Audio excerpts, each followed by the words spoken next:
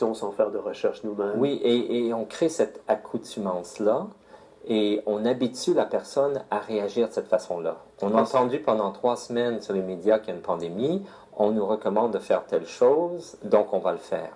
Et parce que cette accoutumance-là, c'est très important ce point-là. Et d'ailleurs, on a parlé dans notre lettre à l'OMS, c'est qu'il y a une étude scientifique récente qui a été faite juste l'année passée par justement le directeur de mon association est le premier auteur de cette étude en physique, qui est une étude de la physique théorique de la société. Et cette étude-là, qui a été publiée dans un grand journal, explique que la société a une évolution progressive, qu'il y a une dégradation vers un état totalitaire, dépendant des paramètres dans la société. Et les 2 paramètres essentiels qu'ils ont identifiés, c'est le niveau auquel la société est autoritaire. Ça veut dire, est-ce que l'individu a une bonne chance de réussir s'il s'oppose à une règle arbitraire? Si l'individu a très peu de chances de s'opposer à une telle règle, ça veut dire que la société est très autoritaire. Ça, c'est un des paramètres. Et l'autre paramètre dans le modèle qui est très puissant, qui a été développé, c'est le niveau de violence dans la société. Et donc, dans cette application-ci, le niveau de violence, c'est à quel point est-ce que l'amende pour ne pas payer le masque est élevée. Est-ce qu'on risque d'aller en prison, etc., si on insiste vraiment? Est-ce qu'on risque de se faire physiquement pris et enlever des lieux, etc.? Donc, à quel niveau est-ce que les conséquences sont violentes? Okay? Donc, ces deux paramètres-là déterminent si la société est une société qui peut progressivement aller vers l'état totalitaire. Il y a comme ce qu'on appelle un diagramme de phase, là, puis dépendant de la valeur de ces paramètres-là, la société peut être une société qui peut évoluer graduellement vers un état totalitaire. Et donc le Canada et les États-Unis, quand on regarde les données et qu'on compare avec des choses mesurables, seraient des États comme ça. Oh oui. Et donc, oui, l'accoutumance à recevoir les ordres et ne pas les contester, ça ne frustre pas cette dégradation vers de plus en plus un état totalitaire. Alors que de s'opposer, ça maintient l'équilibre et ça ramène un peu les choses vers un état plus libre et démocratique. Est-ce que vous diriez que on s'est peut-être servi d'une fausse pandémie pour arriver à tranquillement enlever certains de nos droits et libertés? Moi, ce que je crois, vous me demandez mon opinion, là, évidemment, je ne connais pas ces gens-là, puis je n'ai pas l'occasion de discuter avec eux, mais ce que je crois, c'est que les gens qui gèrent la structure et le design de la société, hein, l'élite globaliste mondiale, les gens les plus influents qui influencent les Nations Unies, qui influencent tous les gouvernements, etc., ces gens-là, sans cesse, font des choses pour maintenir leur pouvoir et pour maintenir l'obéissance et à ce que les gens, la population, acceptent la structure de la société. Et c'est continu, ça. Il y a une grande créativité, ils ont beaucoup de chercheurs, ils ont beaucoup de meetings et ils font ça constamment. Est-ce que c'est justifié de rendre le monde malade, de rendre nos enfants malades dans un retour à l'école où ils sont obligatoires, c'est obligatoire pour eux de rester dans leur petit cercle, de ne pas dépasser ça pour respecter le 2 mètres. Il semble y avoir des contradictions. En France, c'est 1 mètre. À l'école, c'est 1,5 mètre parce que les enfants sont plus jeunes, moins de risques de propagation. Puis nous, ici au Québec, ou j'imagine en Ontario, c'est la même chose parce qu'on tourne l'entrevue à Ottawa aujourd'hui. 2 mètres de distanciation sociale, c'est un peu farfelu. Est-ce qu'il y a des études scientifiques qui justifient ça? Où on en est là-dedans? OK. J'ai même pas envie de parler des études scientifiques parce que c'est tellement absurde. Je veux dire, on peut démontrer dans une mesure que les gouttelettes de crachat vont tomber en dedans d'1 mètre ou 2. On peut démontrer ça, mais c'est pas ça la question. La question est quel est le mode de transmission le plus probable de ces maladies? Et c'est les très fines particulaires. Ça, le point, c'est tout. Donc, tout le reste. Il y a des études sérieuses comparatives qui ont montré que la distanciation et même se laver les mains, ça n'a à peu près pas d'effet. Les masques aussi, ça n'a pas d'effet. Okay? Mais on peut faire une mesure où on démontre qu'un virus va vivre un certain temps sur une surface. Mais ça ne veut pas dire que c'est ça le mode de transmission. Ouais. Ça veut juste dire qu'un virus peut vivre un certain temps sur une surface. Et pour connaître le mode de transmission, il faut faire des mesures contrôlées qui démontrent ça. Et il faut utiliser, c'est une recherche interdisciplinaire qui doit être sérieuse. Et donc, les études les plus fiables que j'ai lues montrent sans ambiguïté les particules aérosols. C'est pour ça que c'est saisonnier, c'est pour ça qu'il y a une charge hivernale de mortalité, etc., etc. De toute évidence, ils sont allés trop loin. C'est complètement aberrant de faire vivre des enfants dans une bulle. De plus en plus, on l'entend à la télévision, on l'entend dans les médias, on l'entend de la part de nos politiciens. C'est comme si on nous dit qu'il y a un new normal. On est déjà dans une certaine dystopie. Dystopia? Oui, dystopie, Ouais. fiction. Fiction. Parce que on voit que la grande majorité de la population, en tout cas la classe moyenne et professionnelle, a accepté toute cette nonsense. L'a avalée de toutes pièces et est prête à la défendre et à la propager.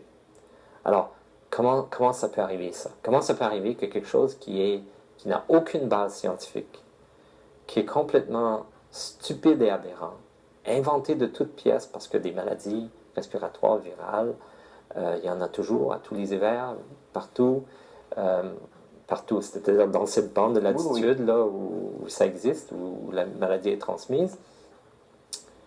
Alors, comment c'est possible de nous avoir convaincus de ce virus magique qui peut tuer instantanément, de façon accélérée, partout dans le monde en même temps, puis tout ça? Comment ils sont arrivés à nous convaincre que tout ça, ça avait de l'allure? Je vous dirais même plus que ça. Comment on était arrivés, nous, à accepter de faire 20 minutes d'attente à l'extérieur avant de rentrer dans un magasin, ou dans une épicerie ou à la SAQ? C'est aberrant. C'est aberrant.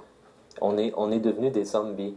On accepte des choses parce qu'on nous dit qu'il y a un danger invisible là, qui nous attend. Vous parlez de particules depuis le début de notre conversation. Ça se maintient dans les airs. C'est la façon plus plausible d'attraper un virus par voie respiratoire, notamment. Ces particules-là restent combien de temps dans les airs? Vous savez, on pense qu'on sait beaucoup de choses, mais on sait toujours beaucoup moins que les choses qu'on sait. On sait que il y a des mesures qui démontrent que ces particules-là ont moins de 2 micromètres de diamètre. Et que quand elles ont à peu près 2,5 micromètres de diamètre, que dans un air sans courant, elles peuvent rester en suspension, disons, quelques heures. Okay? Mais dès qu'il y a des courants, dès qu'il y a des mouvements, et aussi, les particules peuvent être beaucoup plus petites que ça, qui sont encore plus en suspension, qui sont plus... ça ressemble, plus la particule est plus elle se comporte presque comme une molécule. C'est-à-dire, les molécules, la gravitation aura à peu près pas d'effet sur elles. Donc, vous savez, c'est très difficile de mesurer la distribution des tailles des particules, et le type de particules et combien il y a de virions, de virus dans chaque particule. Ces mesures-là sont pas évidentes. Et il y a des mesures très poussées qui peuvent être faites, mais il y a toujours des techniques expérimentales. Il faut recueillir un échantillon, il faut ensuite faire... on ne peut pas aller identifier chaque particule, donc on fait une mesure globale sur une analyse génétique du matériau qu'on a collecté, puis on conclut qu'il devait en avoir tant de virus par volume d'air.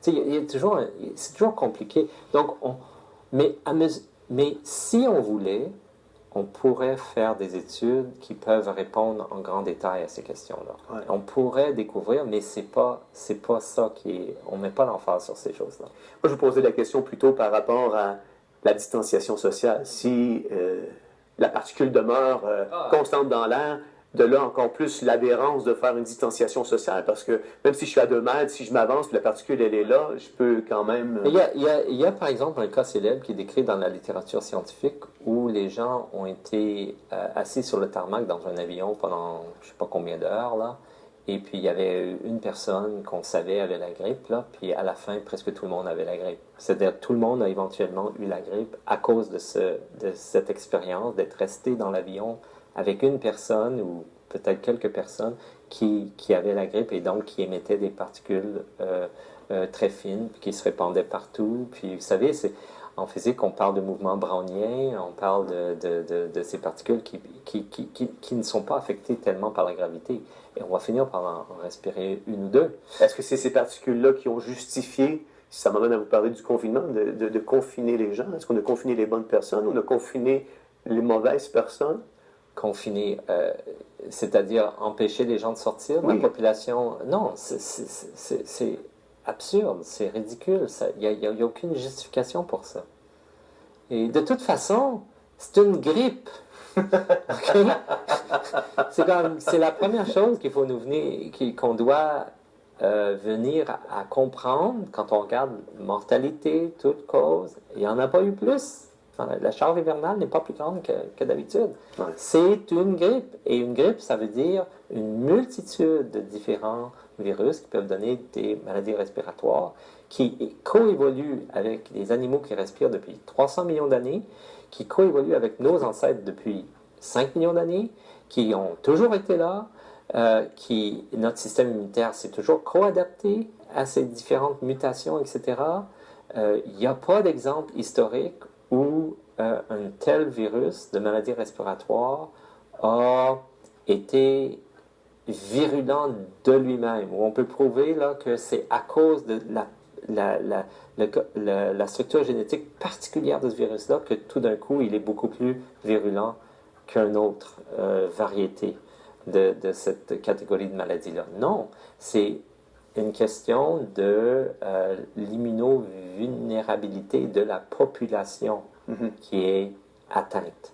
Donc, historiquement, on peut voir que c'était des populations très, très stressées au niveau immunitaire et au niveau de la santé, qui ont pu être attaquées avec des hauts taux de mortalité.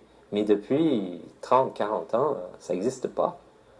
Dans nos sociétés, là, je veux dire. Pensez-vous que si on n'avait pas confiné les gens, on aurait déjà fini d'en parler? On n'aura jamais fini d'en parler tant que les médias décident d'en parler. Je veux dire, ils vont en parler là, tant qu'ils peuvent. Pour qu'ils arrêtent d'en parler, il faudrait qu'il y ait un mouvement culturel dans la société où ils sont ridiculisés d'en parler.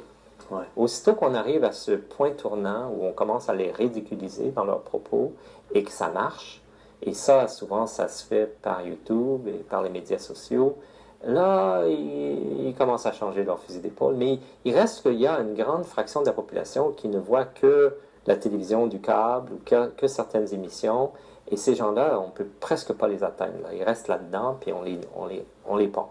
Merci, M. Rancourt, de nous avoir donné cette opportunité-là, d'avoir cette entrevue avec vous aujourd'hui pour discuter sur ces sujets extrêmement importants, sujet de l'heure aujourd'hui. Donc, je voulais vraiment vous remercier. C'était un honneur pour l'équipe de Théovox d'être avec vous aujourd'hui. Ça m'a fait plaisir. Merci beaucoup à la maison de nous avoir suivis, d'avoir été à l'écoute. Et puis, je vous dis à bientôt.